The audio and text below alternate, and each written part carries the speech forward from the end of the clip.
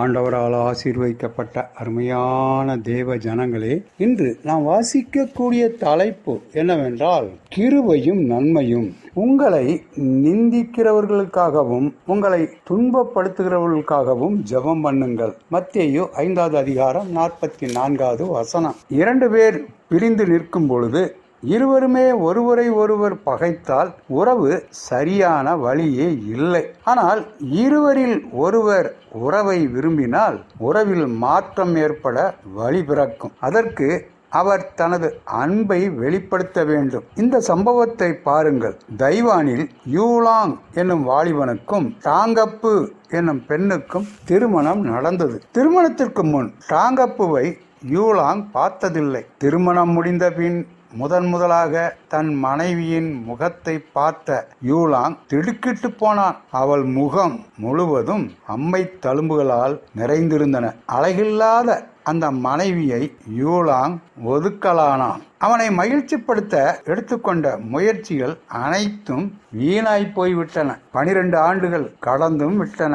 ஒரு நாள் யூலாங்குக்கு 2 கண்களிலும் பார்வை போய்விட்டது. வேறு யாரிடமிருந்தாவது கண் வாங்கி பொருத்தினால்தான் பார்வை கிடைக்கும் என்று மருத்துவர்கள் கூறிவிட்டனர். பணமும் அதிகம் செலவாகும். கண்ணுக்காக காத்திருப்போர் பட்டியலும் நீளமாக இருந்தது. டாங்கப்பு ஒவ்வொரு நாளும் அதிக நேரம் வேலை செய்து பணம் சேமித்தாள். பணத்தை மருத்துவரிடம் கொடுத்தாள். மருத்துவர் அறுவை சிகிச்சைக்கு ஏற்பாடு செய்தார். சிகிச்சை முடிந்தது. கண் கட்டு அவிழ்த்தவுடன் டாங்கப்புவுக்கு நன்றி சொல்வதற்காக தயக்கத்தோடு அவள் பக்கம் யூலாங் திரும்பினான். அவளை பார்த்தவுடன் மாபெரும் அதிர்ச்சி அவனை தாக்கியது. டாங்கப்புவின் கண் குழிகள் வெறுமையாக இருந்தன. தன் மனைவி செய்த தியாகத்தை யூலாங் புரிந்து கொண்டான். அவள் மடியில் விழுந்து தேம்பி தேம்பி அழுதான். டாங்கப்பு எனும் பெயர் முதலாக அவன் வாயிலிருந்து பிறந்தது. யூலாங்குக்கு பெரியதொரு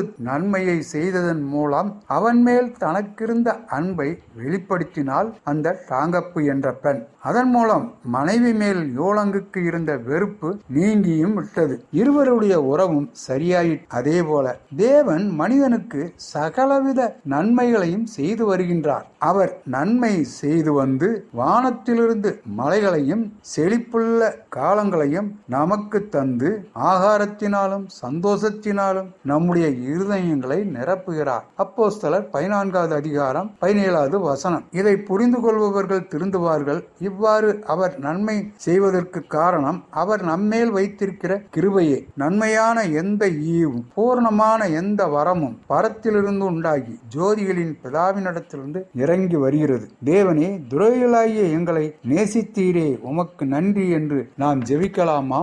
ஆண்டவர் தாமே நம் அனைவரையும் ஆசீர்வதிப்பாராக. ஆமென்.